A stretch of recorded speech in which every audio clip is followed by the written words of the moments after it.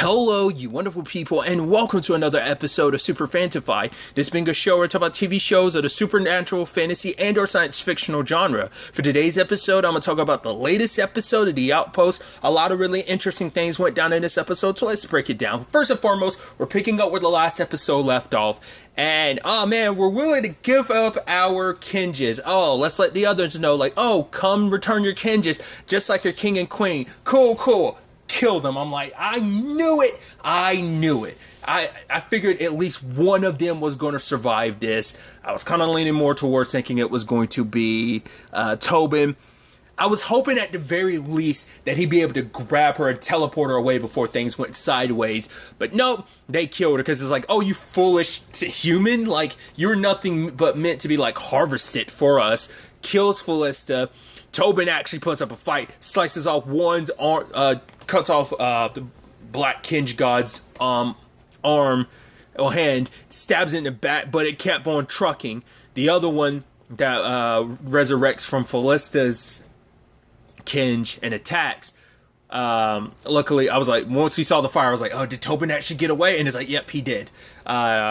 Just barely, because his arm was on fire the moment he teleport. But it's like, oh man, Tobin is going to be, first and foremost, he's driven by revenge now, but two, he's never going to forgive himself, because if he had listened to, and once again, Felicity was on some BS this season, but she didn't deserve that. It sucks. I mean, it's also, he's lost two of the women he cares about to this. He lost Gwen, and now he lost, well, to be fair, he wasn't alive when Gwen died. But still, to wake up to be like, oh, Gwen's gone. But also, it's like, right, your woman you love. I mean, everything you did was so that you would have a life with her, but it is still the thing of, if he hadn't listened to everyone, if he had actually tried to stop Felista when he had the chance, then maybe, like, he tried, yes, but he didn't go as hard as he should have. He wasn't listening to everyone's warnings about Felista, and it's like, now one of those creatures is back now, so like, now there's a total of 4 awakened now, and you also lost Felista in the process. And there's no, oh, let's get the Green Kinge and bring her back. It's like, there's nobody to bring back. So that kind of, not just kind of, that severely sucks, but I think I think revenge is all he has, because he's blaming himself, because if he had done, he's going to think to himself, if he had done more. Could he have done more? I think so. I think he could have literally stopped her instead of like enabling a lot of her behavior, which he did because he loved her, and so he was misguided, and and it's like, yes, and that's the thing, like, Felissa herself was misguided. She was lost, and two warped her mind. Now, two, she would have gladly given over Kinge. I'm sure she wanted to be alive to serve and everything, but like, once again, she got what she deserved. Felista, like I said, was on some BS, but she didn't deserve what she got. So you do legitimately feel bad for her. Which also, number one thing in my mind is like, oh, they need to kill the green one first, because she's got to go. That's that's video game logic right there. It's like, oh, that's the healer? Take her out first before she starts resurrecting and healing everyone, like, later on when the time comes. I mean, to be fair, she needs a charge, so if, like, they burn through, like, all her healing, they don't have to worry about it. But she has an infinite supply of just, like, energy she can sap away, not just from, like, all living things, even non-human and black bloods. But gotta take her out first, because she can just, like, magically heal, like, oh man, my hand was gone, well, that's back now. But also, even then, all that Tobin did not slow him down one bit. We've kind of seen these guys are pretty sturdy, so there's that side of things. You have Garrett and Zed returning to the Outpost and being questioned, and it's like, nah, the king gave me his ring. This shows that I'm kind of in charge. The commanding officer didn't want to listen, and it's like, right, why would I kill Tobin's commanding officer? And Zed's like, all right, listen, I don't care if you kill Garrett. Garrett's like, what, you really don't care? He's like, yeah, but I was there, so believe what I... It's like, why should we believe you? And Zed's like, he's got a point. I'm like, you literally put, like, the least amount of effort. It's not like you were that convinced. You were just kind of like, I don't care. But it's like, all right, trust me, believe me. And it's like, all right, fine. I'll believe you until Tobin returns. So, at the same time, we have the whole situation with them sitting down and talking to Ren and Janzo about, well, obviously what's known now. Obviously there's a conversation about like, right, so now they're caught up with the whole conversation of, wait, the Kinges are like souls, and it's like, okay, so if that's the case, and I love that finally someone asked a question I've been asking the entire time. It was actually Zed who asked the question of, why haven't they gone back? It's like, well, they have to be given willingly, or obviously straight up killed. Like, it still keeps it open in the air of like why it works the way it works. Because my thing is, they are souls. They're lost souls that never were able to find their way back to the body. Once again, why were the white and black Kinge able to do it? Maybe because they're like, maybe their encounter put them in a position where it's like, wait, we sense where our bodies are. Why no other? Because once again, I will always go back to the red Kinge immediately jumping. Like, it went to underground and then it found its way to Philista. Like, it could have gone back to it. So, like, none of the others have really had an opportunity outside of a body long enough to, like, go to their souls, because they always get passed on. Because that's the whole thing of passing on a Kinge naturally, is either it has to be given willingly or through death, which is sad because Philista was willing to give hers over. But it's, the sad thing, the better thing is, like, Philista wouldn't have been able to just walk away. Giving the Kinge and everything, she wouldn't have just had the happy ever after. She probably would have wanted to do what Tu wanted to do and just stay by their side and serve them. So Tobin still wouldn't have probably got what he wanted. Who knows? All we can talk about it at this point is what ifs, because there's no going back. The damage is done, you know? So that's like the sad part to this whole thing. But yeah, because even Zed's thinking like, wow, they're like, I have a soul inside of me of these creatures. It's like, yeah, the Kinges belong to them. That's their souls originally, and now it's like, huh. So now the question is, I mean, they still know nothing about these gods. It's like, oh, well, we have that one guy. Oh, he's gone. Cool. He doesn't seem as threatening as the others. I did like the reveal of like what the tattoos meant. I love that Ren was like, I don't know. For all we know, it could be the number. Hopefully, it's not the number of people he's killed. It's like, yeah, probably not the best. Whatever, it could mean a lot of things, but it's probably not good. But it's interesting when we find out his name's 313. So it's like, oh, you guys don't actually have names. You're just numbers. So he's like basically Soldier 313. The potential thousands that are there. So he was kind of confused, being like, why can't I hear the master's voice? And then he saw Zed using the Kinge. He's like, why do you have my master's power?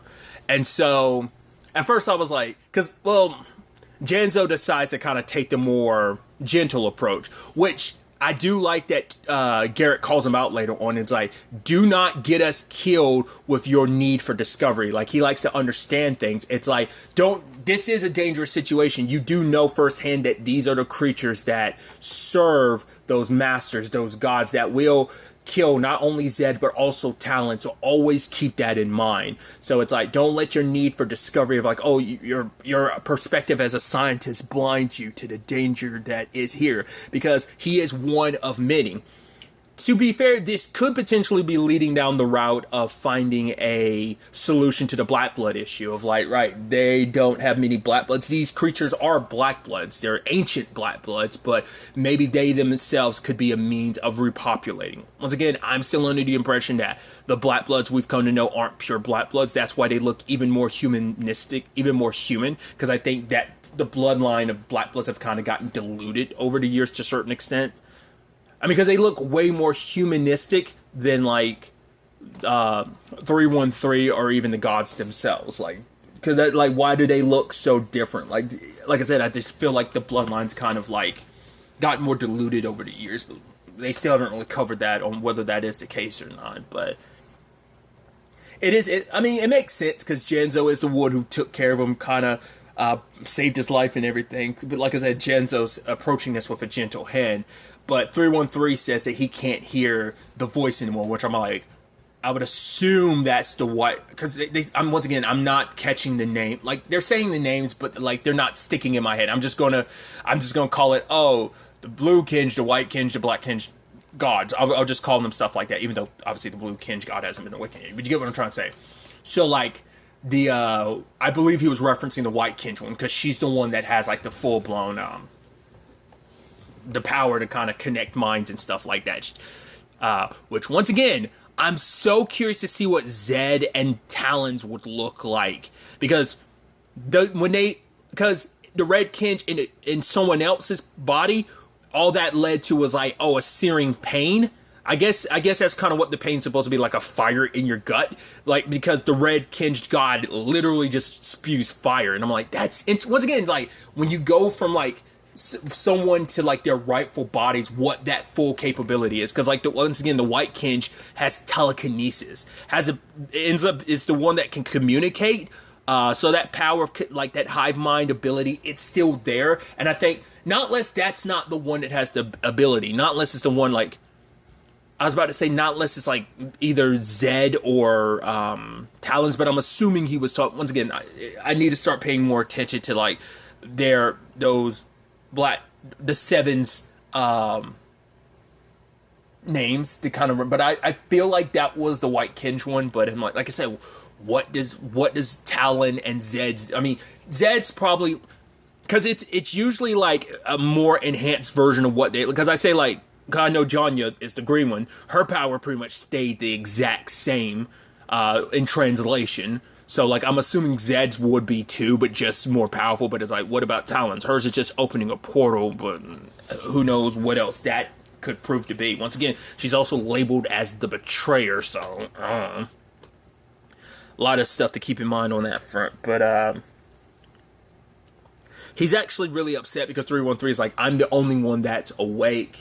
The fact that, because it's like they're mindless, they're not mindless soldiers, but it's like for so long they've never had a will of their own. It's like, I've never known what to want. Like, I've always just followed orders. They're loyal soldiers, and they're meant to just be like, right, our master's mind in our minds, our master's voice in our minds, leading us to do what we're supposed to do. So, but he's upset because he's the only one that's awake. He's like, right, if I'm the only one awake, it's like, no, I'm supposed to be sleep. Like, we're all supposed to wake up at the same time. If I'm up, it's the wrong time to be. His was already in a very compromised position, but I don't know if it was in a compromised position until they woke him up. So, but he was trying to plug that thing back into his net, very Matrix like. I was like, I guess it kind of gives them the nutrients and kind of, I guess it's what kind of basically kept them in their cocoon state and kind of kept them in their almost borderline cryo state. I guess it's what kind of helped keep them going. But also, I guess it's what also connects their minds as as the minions, as the Seven kind of referred to them as. So another side of this episode, which I thought was fascinating. Well, really quickly, because I was about to move on, but it's like there's still a little bit left with the whole Outpost situation, because there is the thing between Zed and his friend, how she hasn't forgiven him. You know, it's like, right, like, Zed's going to keep that blame. He's like, right, kind of blame me. But at the end of the day, it's like, he misses all of them too. Like, they kind of reminisced about the others. But for her, it's like, she needs someone to blame. Someone has to, like, it's like, once again, it wasn't that simple. Considering what happened when some of you came over, of course, Talon as well as the humans would be reluctant to have the rest of us over. Plus everything dealing with Yavala last episode, like, I mean, not last season, like, how that turned out. Like, of course, like, everyone's going to have their hesitation about bringing more over. Granted, yes, that was mainly the Black Fist type of thing, but it's still like, it wasn't the copacetic situation everyone was kind of hoping for. It wasn't the harmonious situation. So it's like, like I said, that's why I'm still thinking, like, maybe those soldiers, the minions to the Seven, those soldiers will be the means of, like, repopulating the black bloodline and keeping them alive to a certain extent. Like, because that is probably, like, those are their ancestors to a certain extent, and probably a means of, you know, like I said, keeping the black bloods alive. But Zed and Garrett did have the conversation, because he's like, yeah, why is Talon so distant and cold toward me? And it's like, I don't know, maybe she knows that, like, you know, that you two aren't a perfect match. He's like, no, we are. Like, why wouldn't we make a perfect match? It's like, well, you're human. And it's like, well, she has the whole thing about, you know, her people. He's like, oh, like, you're the one that put that in her head. He was like, no. You know, Talon just knows her responsibility, which is 100% BS, because you are the one implanted in her head. But at the end of the day, he's like, right, no one can tell Talon what to think. but you did plant the seed inside of her head and made her go, like, you know, you're kind of getting what you want because you're being, you know, manipulative bastard that you are, which is like, it's so messed up for him to be so coy about it, because it's like, yeah, you know, you planted the seed because you believe it is the, which is like, it's, you also know it's got to be some slight against Garrett too, because, you know, Zed had a thing for Talon anyway. It's like, but he never saying like, hey, you should, it doesn't even have to be with me, you know, but, you know, Ren and Janzo obviously dealt with this last episode, so the same, you know, situation kind of applies in their cases. Well, in Garrett and Talon's case as well, but I think she has a lot more guilt because in her case, it's like, right, if I brought the Black Bloods over sooner, maybe they'd still be alive. I'm kind of the reason why my species is near extinction. She's going to feel like that, which there's merit to it, but there's also not merit to that thought and feeling and sentiment, but, you know, Talon still is going to carry that guilt, so that's why what Zed said hit harder. That's why, like, obviously Ren hadn't even think about it, but she was kind of like, not bump that, like, I love who I love. Once again, she doesn't necessarily have, like, well, because Ren also had the whole being the high priestess type of thing, so it played a role there, but also for Talon, it's like, I'm partially responsible, so she feels even more of a need, so we'll ultimately have to see where things kind of go. Once again, Zed being so smug about kind of pissing Garrett off with that whole conversation. But other than that, like I was going to say earlier, on the other side of the episode, at that the Dragman like monastery or sanctuary, we find out that the key was here, but Dredd ended up taking it. Turns out that was the main thing he was there for, which I'm like, why is that? I wonder, did the 3 want the key? Maybe that's what it was, because they worshipped like the 7 anyway, so maybe that's what that comes from. But then if we find out that Naya worked here, I was like, interesting, because we never, when it came to her, I don't think it ever came up in the previous seasons, like, where she was. I mean, obviously, like, her and Janzo got split up and ended up in different family situations, but I don't think it ever came up of, like, oh, she was in the Dragman Sanctuary, and then, like, that's when Dredd attacked, like, that's how he got her. Maybe? I don't remember. I mean, not maybe, but I don't think that was ever covered, is what I'm trying to say. So that was interesting. It's like, oh, Naya. It's like, oh, you know her? It's like, yeah. And then, obviously, Luna's not too happy. It's like, really? She served Dredd, and then, like, she betrayed all of you. How can you be so forgiving? It's like, well, she tried to save her. I was like, oh, she was naive to believe her parents were alive. It's like, yeah, but I remember a certain someone else tried to kill me for the wrong reasons, and it's like, all right, fair enough. But they run into Naya, who's working at a bar, and it's called The Shade. I'm like, oh. And she's like, yeah, like, I've got a brewer here. He's not nearly as talented as Janzo, but it's still good. But she obviously knows Ilya, and she knew Luna. It's like, oh, wow, you've gotten so big. I mean, it has been quite a few years.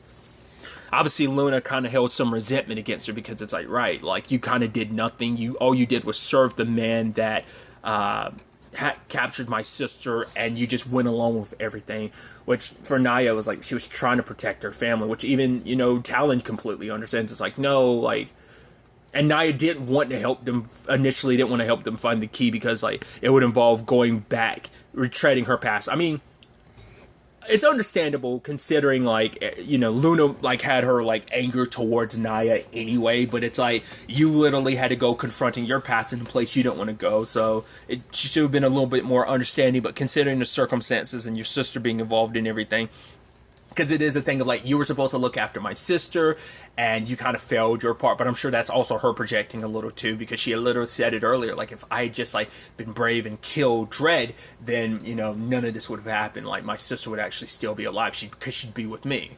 Once again, the sad realities of living in what ifs. But, feeling like she owes Luna after everything, she takes them there. And it's also like, well, why didn't you ever try to break free? She's like, I did. The one time I tried to run, they captured me, and Dredd beat me within an inch of my life, and then captured my family to force me into servitude. So it's like, Luna's like, why didn't you say that from the start? She's like, you didn't give me a chance to.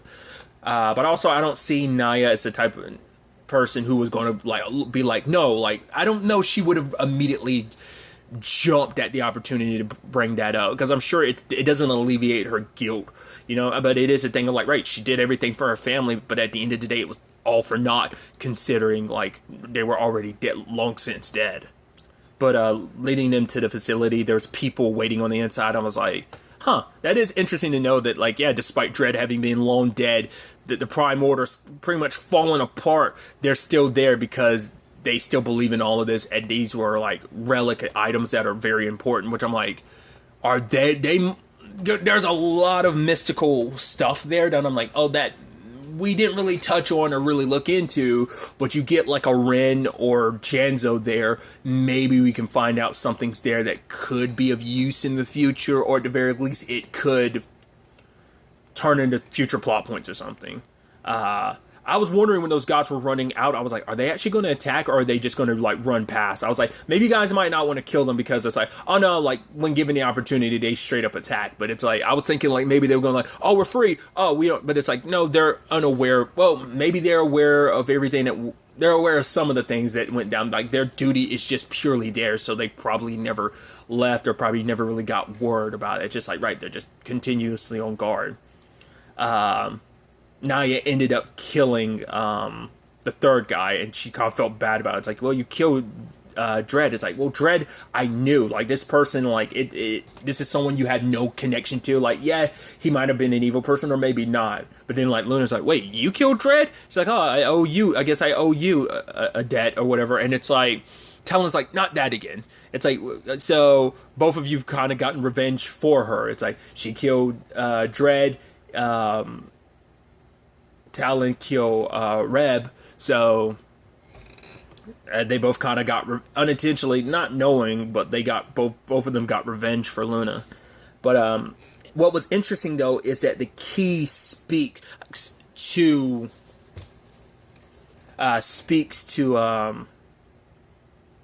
Luna, because she did Naya did bring it up early in the episode that Luna's sister had the ability to tell when people were lying, but also, well, I mean, obviously it's actually, sad to know that, that's probably why she was always super quiet. The traumaticness of, hey, like, watching everyone at that monastery get slaughtered, but also he tortured her and probably beat her into submission and servitude. As she, like Naya says, like, right, like, he would take people to the interrogation room to kind of break them, and obviously he interrogated her as well. Plus, she was also used for well, I interpret it as, like, he interrogated her at some point, but it's like, no, it's like, she was used for interrogation is most likely, that was what she would actually say, and so I was kind of getting that wrong in my head. But it's also interesting that Luna has that, too. She doesn't have it to the full extent that her sister did, but she has it to some extent. So I guess that's why she believed Talon when, and everything, so. But it's interesting that some of the Dragman stuff is still there, because she starts hearing the key whispering, and the Dragman have a connection to all this, like, black blood stuff as well, so. But at first I was like, we're not going to check that door. I mean, luckily Talon saved it, because it's like, yeah, there's all this blood on the floor, so she knew something was like up, all that dry blood. But I'm like, what was actually behind the door? Was that just meant to be like a key holder? I thought it was an actual door. I was like, are we not going to turn that to see if that opens? Like, what's behind that? But it's like, no, it's probably just a holder for that very specific key. But like, the fact is, it's whispering to her. Like, I think Luna's going to end up being a key to potentially all of this. We'll see. I thought it was very fascinating that as the three are leaving, lo and behold, who rolls up? 4 of the 7, and I'm like, oh, interesting. They're here because it's like, hey, we need that key, but also Talon's here. I don't know if they're going to be so quick to want her resurrected anyway, because, like, once again, she's the betrayer, so at least she has the soul of the betrayer inside of her, which I think is very befitting, considering, like, the rebellious streak that runs through Talon, because she's the one that brought about so much change to this world. She's the one that basically helped bring down the Prime Order and change how this world's operated and everything. So it's interesting on that front.